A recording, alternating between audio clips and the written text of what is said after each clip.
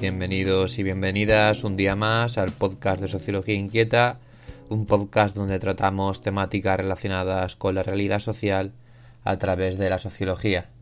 Bueno, ya llevábamos un tiempo sin hacer un episodio.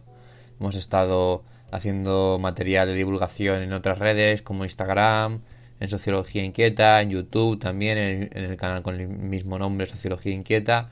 Pero bueno, la verdad que el podcast está teniendo bastantes oyentes y sin duda nos lo vamos a retomar, aunque hayan meses que no salgan con tanta frecuencia, 2 o 3 podcasts al mes como estaban saliendo antes. Y bueno, volviendo al podcast y al tema que vamos a tratar, hoy vamos a hablar sobre la muerte desde un punto de vista sociológico, como ya habréis visto en el título. Es un tema que, bueno, para muchos y muchas puede resultar incómodo, peliagudo, pero bueno, os animo a que os quedéis porque es un ejercicio bastante enriquecedor hablar sobre la muerte, reflexionar sobre la muerte y escuchar cuáles son los principales postulados de manera muy simple que nos dice las ciencias sociales sobre este objeto de estudio tan interesante y por otro lado tan importante para la sociedad. Bueno, así que para empezar vamos a comentar una breve introducción. Podemos entender que en un primer lugar la muerte sería el final, la etapa final de la vida de las personas, y socialmente la vida de una persona también está dividida por etapas según la edad. Por ejemplo, el nacimiento sería, digamos, la contraposición a la muerte, aunque también podemos hablar que la contraposición a la muerte puede ser la vida en general. Pero bueno, como os he dicho, el nacimiento sería una primera etapa de inicio de una persona en la sociedad, luego pasaría a la infancia, en tercer lugar a la adolescencia, en cuarto a la adultez, que sería la etapa productiva laboral en este caso, y luego finalmente la última etapa de todos y todas, los que llegan, que es la vejez. Esta última etapa que evidentemente por sus condiciones biológicas está más ligada a la muerte. Todas estos puntos de partida, que son en realidad puntos de partida de diferentes etapas, están vistos desde un punto de vista normal y positivo, y son las etapas que una persona a lo largo de su vida en esta sociedad debe ir cumpliendo, en teoría. Sí que es cierto que, por ejemplo, la vejez tiene un estigma frente a otras etapas como la etapa adulta, que sería quizá la que más privilegios tiene dentro de la sociedad. La gente que trabaja, que tiene autonomía económica y que es productiva en un sistema capitalista que prima las lógicas económicas por delante de todas las demás, pues esa franja de personas tiene privilegios frente a los niños, por ejemplo, incluso adolescentes, que aún no tienen, digamos, un estatus legal ni un estatus de autonomía plena, pero también de los ancianos y ancianas, que han dejado de ser productivos y que muchas veces son vistos en la sociedad como un lastre.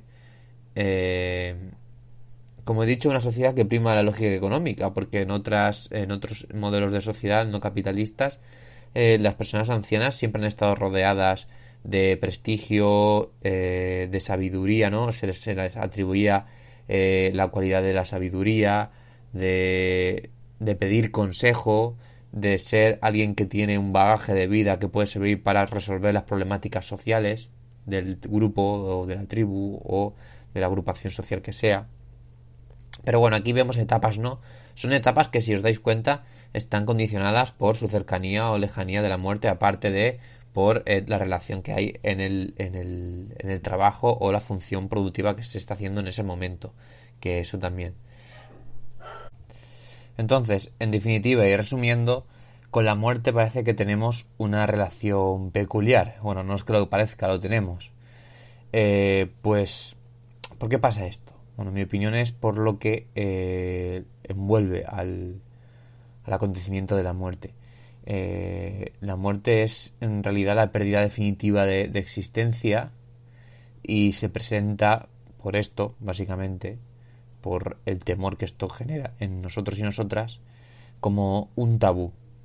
Y bueno, yo creo que aunque nos empeñamos en negarlo, la muerte es un acontecimiento que traspasa toda nuestra vida. Y además es un acontecimiento vital para entender en sí el sentido que tiene vivir. Y me explico. Levantarse cada mañana, querer o amar a nuestros seres queridos, ser mejor persona, conseguir ciertas metas, objetivos, aprovechar el tiempo, y en definitiva lo que viene siendo en una manera muy global de enmarcarlo, vivir, es muy posible que sin la muerte no tuviera mucho sentido. Es decir, si fuéramos seres inmortales, pues nuestras prioridades de vida y la vida en definitiva sería muy diferente a cómo nos la tomamos ahora. ¿Por qué? Porque sabemos y tenemos la certeza de que cada momento no va a volver y de que cada día, aunque suene muy, digamos, un dicho que está muy usado, cada día es único, ¿no? Entonces, bueno, eso es lo que quiero yo un poco englobar y acabar con la introducción y entrar ya con el tema de las religiones y la muerte. Y es que, como os he dicho, llegará un momento en que ya no habrá otro día más y entonces eso, que es la muerte y que no sabemos qué hay después, aunque lo intuimos muchos, pues bueno, es una de las mayores o para mí el mayor motor de sentido a la vida. Eh, y lo digo porque no solo para la gente que sea religiosa, que no es mi caso, no solo en cuanto a la gente religiosa, sino a la gente que también es atea, independientemente de si piensas que luego de la muerte hay algo, aunque si piensas que después de la muerte no, la muerte va a condicionar tus comportamientos y la forma que tú te tomes la vida. Y como veremos ahora con el tema de las religiones, esto se va a, yo creo que a reforzar bastante.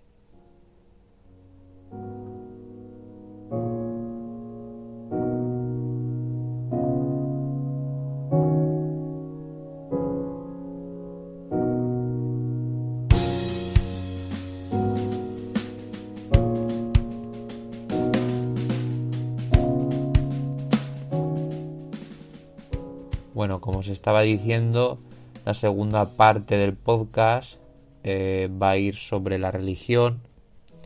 La religión es una parte fundamental de las sociedades aún hoy en día y bueno, está muy relacionada con la muerte. Desde la sociología siempre se ha relacionado, digamos, el acontecimiento de la muerte con el origen de las religiones, precisamente. Entendiendo a estas últimas, las religiones, me refiero, como cosmovisiones o conjunto de creencias, de maneras de ver el mundo, de interpretar las preguntas existencialistas que a la especie humana se le han presentado. Y una de las preguntas y uno de los hechos fundamentales de existencialista de el humano es evidentemente el hecho de morir. Así que como ya he comentado antes, la muerte digamos que es el impulso vital que le da sentido a la vida social e individual de cada uno de nosotros. Pero obviamente, aunque sea también ese impulso, ¿no? Nos genera muchísimo miedo, porque es el hecho que más incertidumbre nos genera, porque no sabemos qué hay después, porque morir en general es enfrentarse a lo desconocido en todos sus en todo su esplendor, ¿no? de esta palabra. Claro, pensar detenidamente sobre la muerte pues provoca miedo, porque claro, nos estamos enfrentando a la no existencia o a una existencia que no es la que hemos conocido como ahora. una existencia ligada a la conciencia. Intento hacer el podcast objetivo, respetando a la gente que es religiosa, aunque se me va a notar que yo soy ateo y tengo mi visión sobre la muerte, pero lo digo entre paréntesis, ¿vale? Para que nadie se sienta ofendido mientras estoy hablando sobre este tema, que es inevitable también hacerlo desde un punto de vista subjetivo y personal. Y volviendo al tema, como os he dicho, la muerte está también generando, o sea, alrededor de la muerte hay una aurea de angustia, ¿no? De miedo. Y precisamente los relatos religiosos dan una explicación y otorgan una especie de salvación frente a la muerte. Por ejemplo, vamos a poner ejemplos. En el budismo se defiende que después de la muerte existe el renacimiento, ¿no? Se defiende el relato del renacimiento, donde se supone que las acciones que una persona ha realizado a lo largo de su vida la van a llevar a una nueva existencia que va a ser después de la muerte y que se va a reencarnar en otro ser vivo en forma de reencarnación. Y bueno, eso sería, ¿no?, una respuesta a lo que pasa después de la muerte y en general al hecho de la muerte. Pues luego te reencarnas dependiendo, ¿no?, de tus acciones en la vida y el karma que tú tengas. En las religiones asiáticas hindús, donde el budismo está dentro de estas, pues este relato es bastante común. Ya no solo en el budismo, que es el ejemplo que he puesto, sino también en el hinduismo, por ejemplo, en el jainismo, en el sijismo, religiones de la zona de India y alrededores. Bueno, la reencarnación aquí es uno de los relatos más comunes en esta zona para hacer frente a la muerte. Por otro lado, por ejemplo, las religiones judeocristianas que surgen del judaísmo, cristianismo, islam. Bueno, la percepción ya es diferente, el relato es diferente.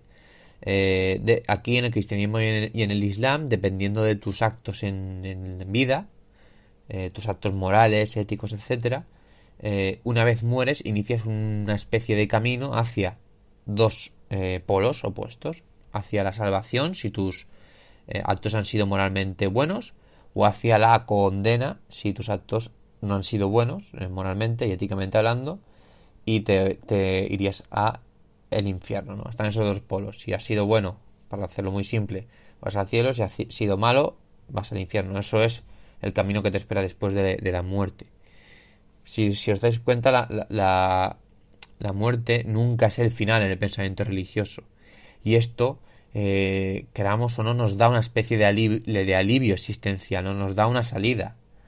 Que bueno, cuando entremos en la última etapa del podcast, veremos que choca totalmente con el pensamiento científico, que ofrece otra explicación diferente a la muerte.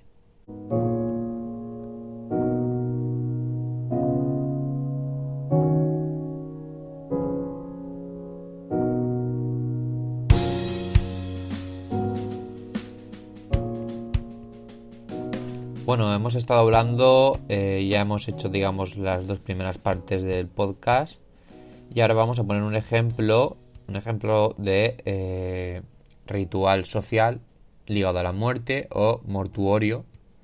En este caso es el ritual del Día de Muertos, muy conocido en México. Hay una película de Disney llamada Coco que hace referencia a este tipo de ritos de origen latinoamericano. Pero bueno, si queréis investigar sobre el Día de Muertos, hay un montón de material, no hace falta que veáis la película, aunque está bastante bien, sino que hay mucho material de documentales, publicaciones científicas, sociales, y bueno, en general una cantidad de contenido en internet, bueno, para explorar esta faceta, este ritual tan interesante. Es un ritual que seguramente sea el más famoso, de los más famosos sobre la muerte. Pero bueno, en realidad un ritual sobre la muerte es simplemente un entierro. En todas las zonas del mundo y con todas sus tipologías, un entierro ya sería un ritual social sobre la muerte. Pero esto es una festividad y por eso tiene por eso choca tanto, porque la muerte normalmente desde el punto de vista occidental no se celebra, ¿no? Es algo como que se esconde, es un tabú. Y aquí, bueno, se toma con respeto, pero se toma desde otra perspectiva. Entonces, esta festividad, que es una festividad que se atribuye a México, y que evidentemente en México es donde más se celebra y donde más gente participa, se celebra el 1 y el 2 de noviembre, pero no es exclusiva de este país, ya que se celebra también en otros lugares de Latinoamérica, como es Bolivia, como es Perú, Ecuador, bueno, y otros países de América Central y del Sur, en mayor o menor medida. Pero ¿cuál es el origen de este ritual y por qué lo hace de este ritual social y por qué lo hace tan especial? Bueno, el Día de Muertos gira alrededor de la muerte y se encuentra, su origen, se encuentra en los antiguos pueblos mesoamericanos de Latinoamérica. Para estos pueblos antiguos, antes de la colonización y de la época donde, bueno, de manera en realidad violenta, llegaron los españoles, portugueses a Latinoamérica y empezaron a colonizar de manera imperialista todos aquellos pueblos. Antes de esto, los pueblos mesoamericanos veían la muerte de manera muy diferente al punto de vista de esta gente, españoles, portugueses de aquella época, que no son los que estamos ahora en España, ni nos distan muchos siglos de diferencia. Pero bueno, haciendo un paréntesis, hay polémica, ¿no?, en estos relatos, que yo creo que, bueno, no está de más siempre reconocer que se hizo un genocidio y que bueno, los actos en aquella época, que ni mucho menos tienen que ver con los españoles de ahora, son actos que se tienen que condenar. Se tienen que condenar, aunque bueno, también surgieron cosas, en este sentido, entre comillas, buenas o positivas, como puede ser el ejemplo que os estoy comentando ahora del ritual de la noche del Día de Muertos, perdón. Entonces, volviendo al meollo de la cuestión, los pueblos mesoamericanos se centran en que la muerte no está determinada por los actos que tú has hecho en vida, sino básicamente el viaje del muerto está determinado por el tipo de muerte que éste había tenido, en contraposición a el punto de vista occidental que se sostiene, ¿no?, en las ideas de infierno y cielo, que es lo que he comentado antes, y tiene además unos idearios ligados a los actos en vida de las personas y el premio o el castigo que recibimos por ello. Entonces son dos maneras de entender la muerte. Una que se centra más en el tipo de muerte, en el momento, en el hecho de morirse, y el otro más en la vida y, digamos, una especie de recibo, ¿no?, que al final te manda a un sitio u a otro cuando mueras. Entonces, el Día de Muertos es un ritual que está traspasado por las dos dimensiones, pero bueno, bebe directamente de los pueblos mesoamericanos. Entonces, civilizaciones como las aztecas, la civilización azteca, los mayas, tenían una rica cosmovisión, una simbología, unos significados que componen el cuerpo y el pozo social del que se sustenta este rito mortuorio que se lleva a cabo el Día de Muertos.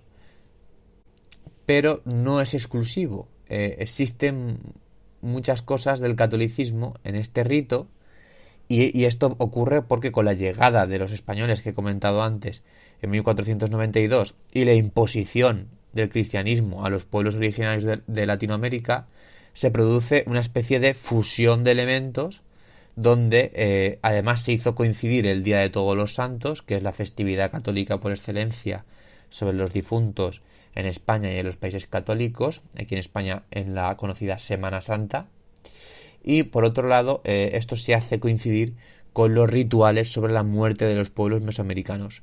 surgiendo así un nuevo rito, que es una fusión de distintas influencias, llamado el Día de Muertos. Es un rito social mortuorio que me parecía muy interesante hacer un apartado en el podcast sobre ello. Os recomiendo que lo investiguéis. Y ahora nos vamos a adentrar en la última parte del podcast, donde hablaremos de la muerte como objeto de estudio.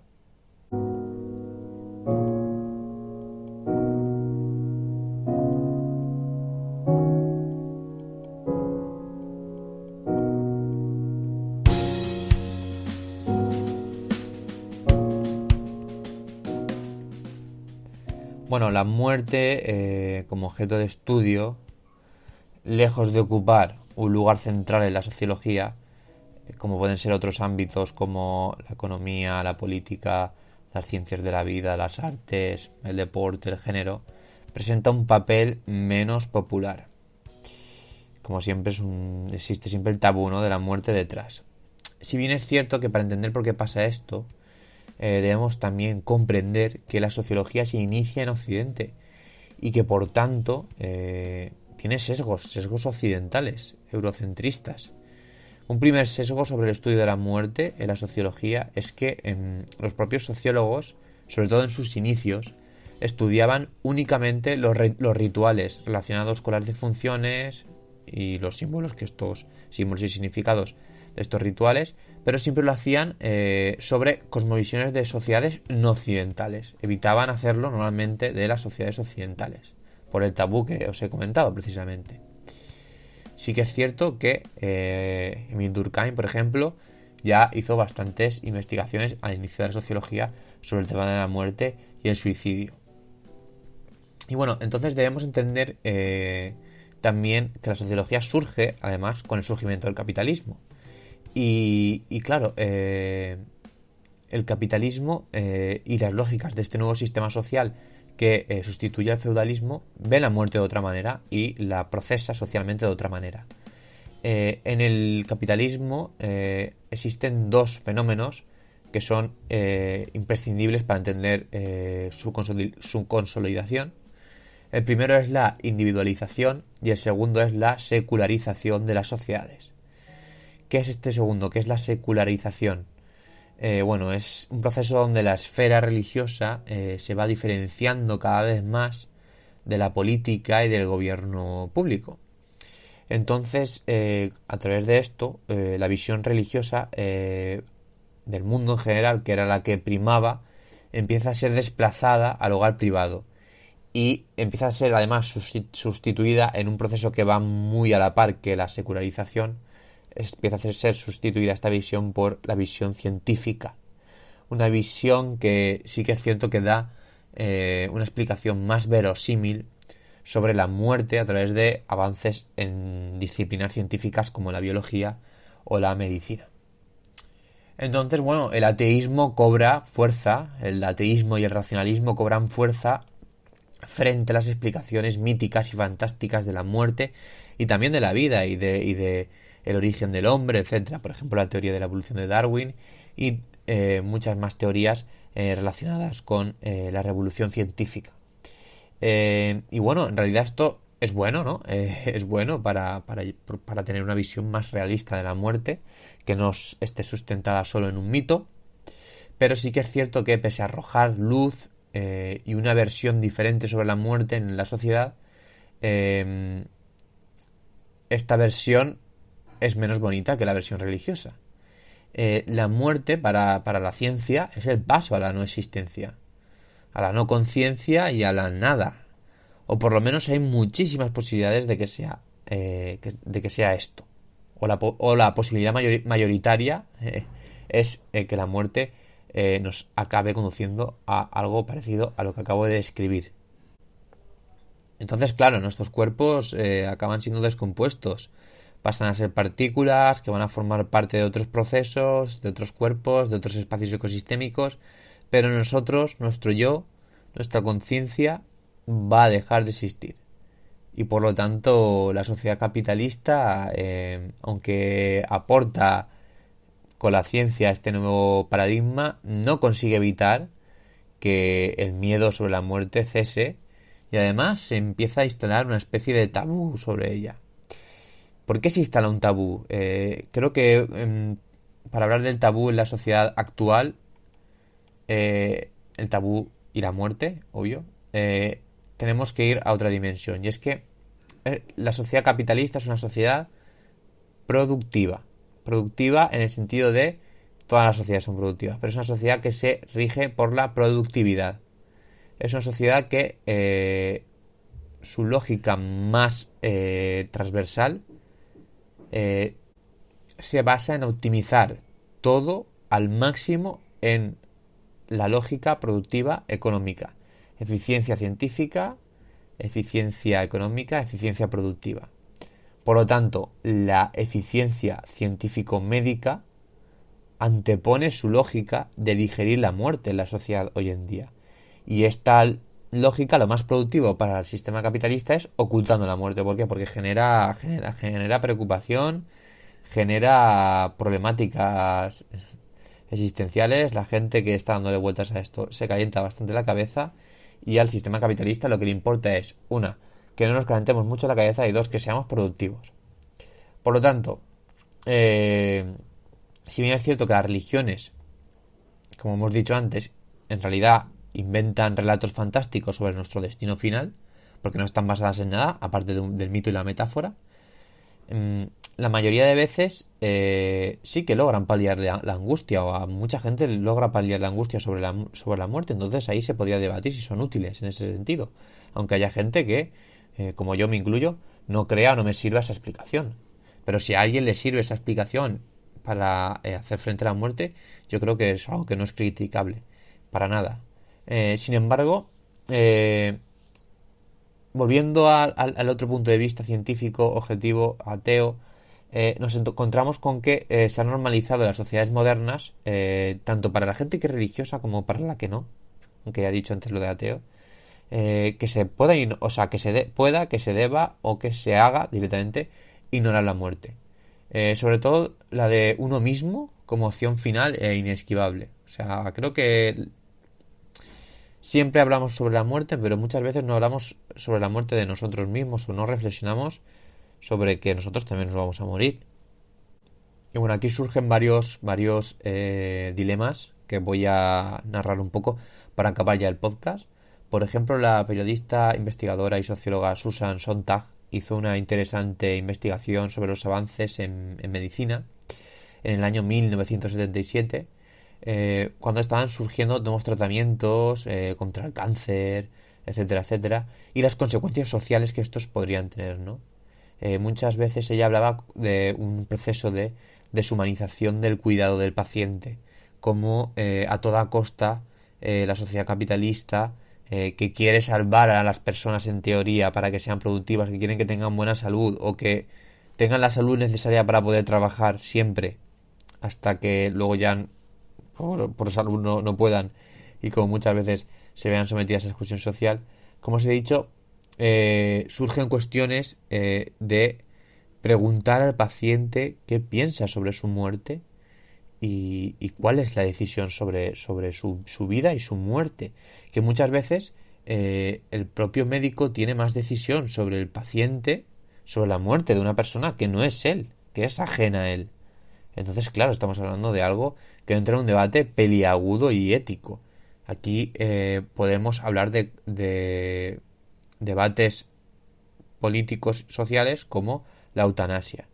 Un avance para mí esencial en las sociedades democráticas donde una persona elige tener una muerte digna a través de la eutanasia porque bueno, está sufriendo de una enfermedad terminal o por las razones que se consideren dentro de lo coherente, evidentemente. Dentro de que tiene una enfermedad, no vamos a hablar de una incitación al suicidio de alguien que esté sano, ¿no?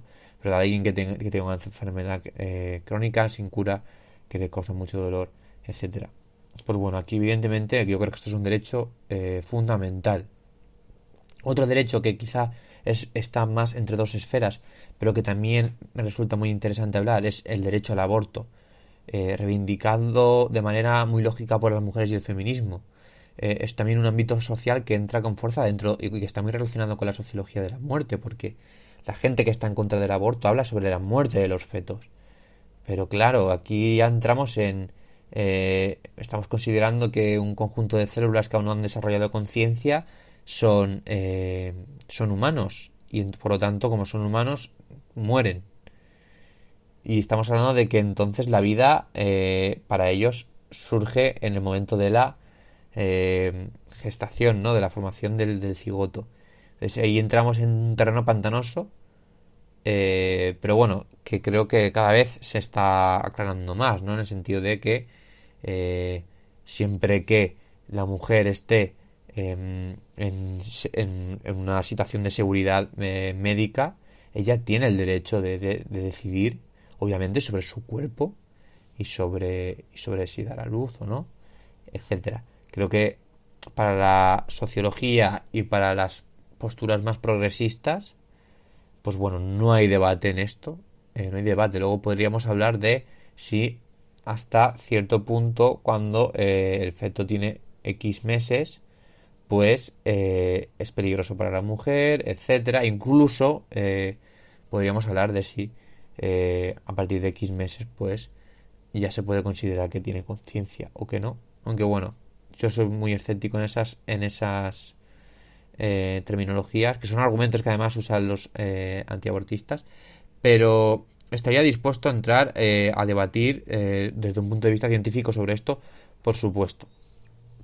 Por otro lado, y para acabar, voy a acabar con Émile Durkheim y dos conceptos muy interesantes.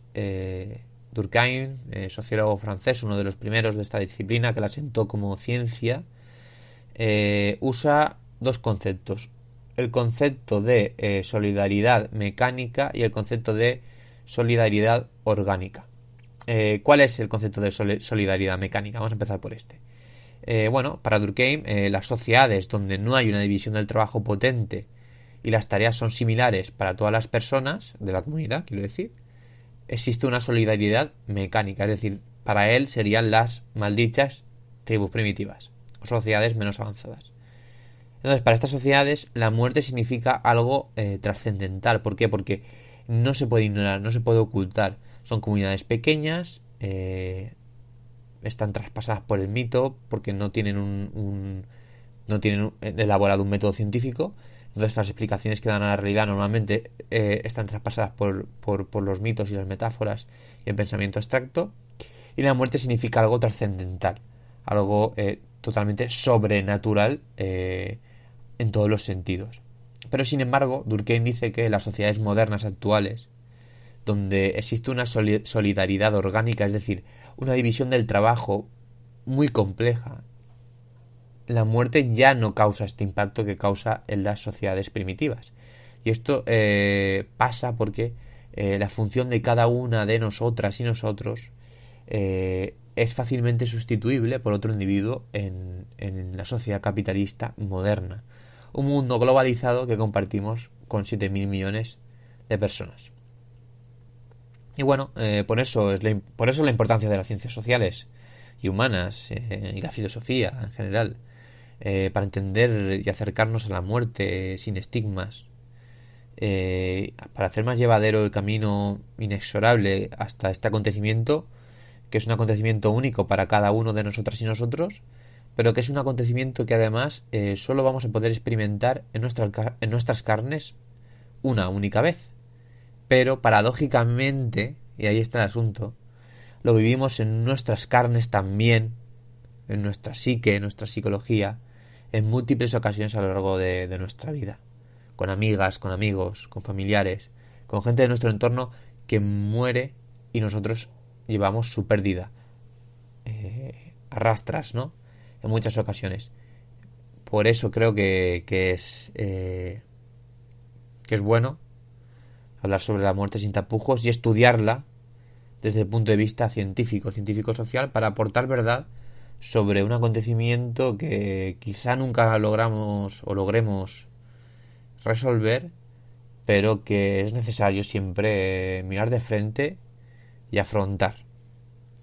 Así que bueno, en conclusión, esto es todo por hoy. Espero que os haya gustado el podcast, que os haga reflexionar sobre vuestros seres queridos a los que habéis perdido y todos hemos perdido. Y nada, os invito a que me sigáis en redes, en Instagram, en Sociología Inquieta, en YouTube, Sociología Inquieta también, en Facebook también, Sociología Inquieta, os lo pongo muy fácil. Y bueno, en el blog de Sociología Inquieta, donde está todo el material que escribo. Y también os invito a que, si os apetece, le deis una oportunidad al libro Manual de un sociólogo insociable, que he escrito hace poco, que está basado en su mayoría en los materiales que he ido haciendo en el blog en el blog de Sociología Inquieta. Y nada, eso es todo por hoy. Nos vemos en el próximo episodio.